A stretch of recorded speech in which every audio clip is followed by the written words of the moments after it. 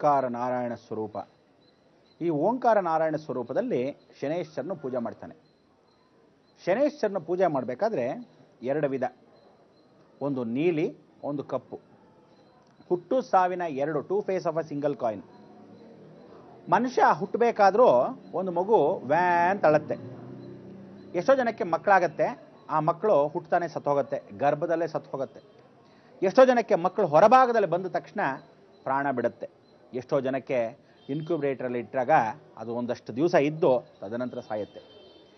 ಹುಟ್ಟೋ ಮಗು ಅಷ್ಟು ಬೇಗ ಸಾಯಬಾರ್ದು ಅನ್ನೋಕ್ಕೆ ನೀವುಗಳು ಅಂದ್ಕೊಳ್ಳೋದಷ್ಟೇ. ಅದು ವಿಶೇಷವಾಗಿ ಆ ಮಗು ಮಾಡಿರ್ತಕ್ಕಂಥ ಅದೃಷ್ಟ.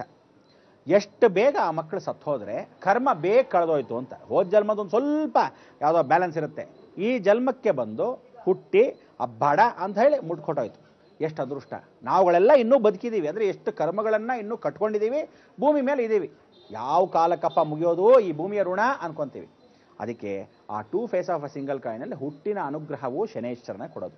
ಅದಕ್ಕೆ ಡಾಕ್ಟರ್ಗಳು ಏನು ಮಾಡ್ತಾರೆ, ಮಕ್ಕಳು ಅಕಸ್ಮಾತ್ ವ್ಯಾಂತ ಶಬ್ದ ಮಾಡದೇ ಇದ್ದಾಗ ತಲೆ ಕೆಳಗೆ ಕಾಲ ಮೇಲೆ ಮಾಡ್ತಾರೆ. ತಲೆಯಲ್ಲಿರ್ತಕ್ಕಂಥ ಪರಮೇಶ್ವರ ಅನುಗ್ರಹದಲ್ಲಿ ಶನಿ ಕಾಲಲ್ಲಿ ಇದ್ದಾಗ ಮೇಲ್ಗಡೆ ಹೋಗ್ತಾನೆ. ಆ ಡಾಕ್ಟರ್ ತಲೆ ಕೆಳಗೆ ಕಾಲ ಮೇಲೆ ಮಾಡಿರೋ ಕಾಲು ಹಿಡ್ಕೊಂಡಾಗ ಬೆನ್ನ ಮೇಲೆ ತಟ್ತಾನೆ ಡಾಕ್ಟ್ರು. ತಟ್ಟಿದಾಗ ಆವಾಗ ಬೆನ್ನಲ್ಲಿ ಓಹೋ ಅಕೌಂಟ್ ಓಪನ್ ಆಗ್ತಾ ಇದೆಯಾ, ಭಾಳ ಸಂತೋಷ, ಇರೋ ಅಲ್ಲಿ ಹೊರಭಾಗದಲ್ಲಿರ್ತಕ್ಕಂಥ ಕರ್ಮಗಳನ್ನು ಕಳೆದು ಆಮೇಲೆ ಬರುವಂತೆ ಅಂತಾನೆ.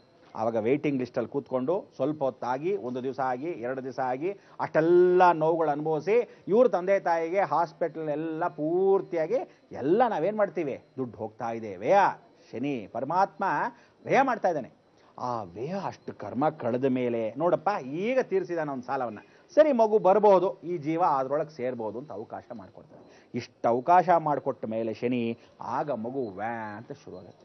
ಸಾಯೋನು ಅಷ್ಟೇ, ಎಷ್ಟು ಬೇಗ ಸಾಯ್ತಾನೆ ಅಂತ ಅನ್ಕೊತಾನೆ. ಬೆಡ್ಡಲ್ಲಿ ಕೂತಿರ್ತಾನೆ, 1 ವರ್ಷದಿಂದ ಹಾಗೇ ಬೆಡ್ ರಿಡನ್ ಬಿದ್ದಿರ್ತಾನೆ. ಏನು ಉಸಿರಿಲ್ಲ, ಒಳಗಡೆ ಆಹಾರ ಹೋಗಲ್ಲ, ಹೊರಭಾಗದಲ್ಲಿ ಏನೂ ಬರಲ್ಲ, ತಿಂದ್ರೆದೇನೆ ಹೊರಭಾಗದಲ್ಲಿ ಬರೋದು. ಆವಾಗ ಕೈಯಲ್ಲಿ ಕೂತ್ಕೊಂಡು ನಡುಕ ಅಂತಿರ್ತಾನೆ. ಏನು ಅಂತಹ ನಡುಕ ಅಂದರೆ ಉಸಿರಾಡದೇ ಇರತಕ್ಕಂಥ ದೇಹ ಆಚೆ ಹೋಗಲ್ಲ, ಈಚೆ ಬರಲ್ಲ. ಇದಕ್ಕೆ ಯಾರಾದರೂ ಕಾಪಾಡ್ತಾರ? ಶನೇಶ್ವರನು ಒಬ್ಬನೇ. ಅದಕ್ಕೋಸ್ಕರ ಕರ್ಮಾಧಿಪತಿ ಶನೇಶ್ವರನು ಹೋಗ್ಬೇಕಾದ್ರೂ ಇನ್ನೂ ಅಕೌಂಟ್ ತೀರಿಲ್ಲಪ್ಪ, ಎಷ್ಟೋ ದಿವಸದಿಂದ ಇಷ್ಟು ಜನಕ್ಕೆ ಸಾಲ ಮಾಡಿದ್ಯಾ, ಅಷ್ಟು ಜನಕ್ಕೆ ಬಡ್ಡಿ ಮೇಲೆ ಬಡ್ಡಿ, ದುರ್ಬಡ್ಡಿ ಅಂತ ಮಾಡಿದ್ಯಾ, ಚಕ್ರ ಬಡ್ಡಿ ಅಂತ ಮಾಡಿದ್ಯಾ, ಅವನು ಗೋಳಿಕೊಂಡಿದ್ಯಾ, ಅಣ್ಣ ತಮ್ಮಂದ್ರ ಆಸ್ತಿನ ಹೊಡೆದಿದ್ಯಾ, ಅಕ್ಕ ತಂಗಿರ ಆಸ್ತಿನೂ ನೀನೇ ಬರ್ಸ್ಕೊಂಡ್ಬಿಟ್ಟಿದ್ಯಾ, ಭಾಳ ಚೆನ್ನಾಗಿದೆ ಅನುಭವಿಸು. ಯಾಕೆಂದರೆ ಸ್ಟ್ರಿಕ್ಟ್ ಆಫೀಸರ್ ಅಂದರೆ ಶನಿ ಒಬ್ಬನೇ. ಅದಕ್ಕೆ ಅವನು ಹೇಳ್ತಾನೆ ಪರಮೇಶ್ವರ, ಯಾವ ಕಾಲಕ್ಕೂ ಯಾರನ್ನೂ ನೋಡಬೇಡ, ಯಾವ ಕಾಲಕ್ಕೂ ಯಾರೂ ಅಂತನೂ ಅವನು ಭಗವಂತ ಆದರೂ ಸರಿ ಬಿಡಬೇಡ ಅಂತ ಅವನು ಹೇಳಿರೋ ಆಶೀರ್ವಾದಕ್ಕೆ ಶನೇಶ್ವರನ ಕಂಡ್ರೆ ಜನಕ್ಕೆ ಭಯ. ಅವನೇನು ಮಾಡ್ತಾನೆ, ಯದ್ಭಾವಂ ತದ್ಭವತಿ ದಂಡಂ ದಶಗುಣಂ ಭವೇತ್. ಫಸ್ಟ್ ಬರ್ತಾನೆ 2.25 ವರ್ಷದಲ್ಲಿ ಪರಿಪೂರ್ಣವಾಗಿ ಶನಿ ಅಂದರೆ ಅಷ್ಟಮ ಶನಿ ಅಂತ ಬರ್ತಾನೆ. ಅದಾದಮೇಲೆ ಪಂಚಮ ಶನಿ ಅಂತ ಬರ್ತಾನೆ, ಆಗ 1.25 ವರ್ಷ.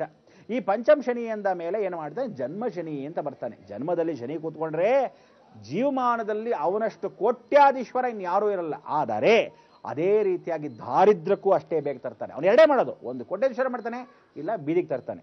ಆ ಜನ್ಮ ಶನಿ ಇಲ್ಲದಿದ್ದರೆ 19 ವರ್ಷ ಶನಿ ದಶೆನಲ್ಲಿ ನಡೆಸ್ತಾ ಇದ್ರೆ ಎಷ್ಟು ಚೆನ್ನಾಗಿರುತ್ತೆ ಅಂತೀರ. ಬಂದಾಗ 3 ವರ್ಷ ಕಷ್ಟ ಕೊಟ್ಟ ಅಂದರೆ ಇನ್ನು ವಿಶೇಷವಾಗಿರ್ತಕ್ಕಂಥ ಎಲ್ಲ ವರ್ಷಗಳು ಭಾಳ ಚೆನ್ನಾಗಿ ನೋಡ್ಕೊತಾನೆ.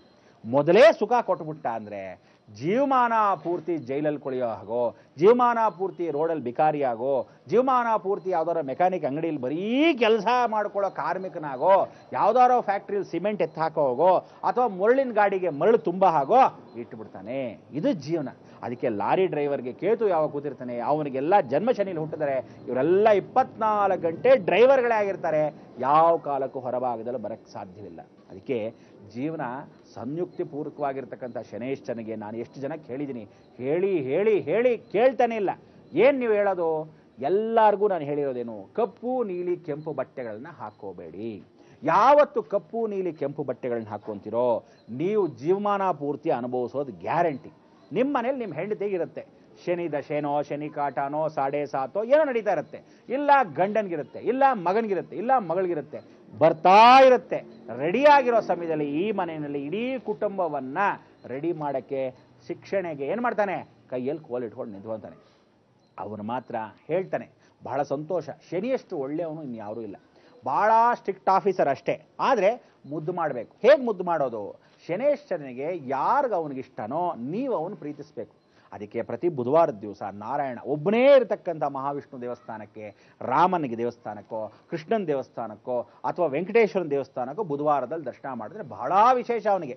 ಶನಿವಾರದ ದಿವಸ ನಿದ್ರಾವಸ್ಥೆಯಲ್ಲಿರ್ತಕ್ಕಂಥ ನಾರಾಯಣ ಅಂದರೆ ಲಕ್ಷ್ಮೀ ಸಮೇತ ನಾರಾಯಣನೇನಾದರೂ ಇದ್ದರೆ, ಕಾಲಲ್ಲಿ ಲಕ್ಷ್ಮೀ ಕೂತ್ಕೊಂಡು ಕಾಲೊತ್ತಾ ಇರ್ತಾಳೆ, ಲಕ್ಷ್ಮೀ ಸಮೇತ. ಅದಕ್ಕೆ ಲಕ್ಷ್ಮೀ ಕ್ಷೀರ ಸಮುದ್ರ ರಾಜಧಾನಿಯಂ, ಆ ರಾಜನಾಗಿದ್ದ ಅಂಶದಲ್ಲಿದ್ದರೆ ಅವನು ಪೂಜೆ ಮಾಡ್ತಾನೆ. ಅದಕ್ಕೆ ಶ್ರೀಮನ್ನಾರಾಯಣ ಅಂತ ಶನೇಶ್ವರನು ಶನಿವಾರ ಪೂಜೆ ಮಾಡ್ತಾನೆ. ಅದಕ್ಕೆ ಮಹಾವಿಷ್ಣುನ ನೀವು ಶನಿವಾರ ಬುಧವಾರ ಬಹಳ ಚೆನ್ನಾಗಿ ಪೂಜೆ ಮಾಡಬೇಕು, ಬಹಳ ಚೆನ್ನಾಗಿ ಅರ್ಥಕೋಬೇಕು.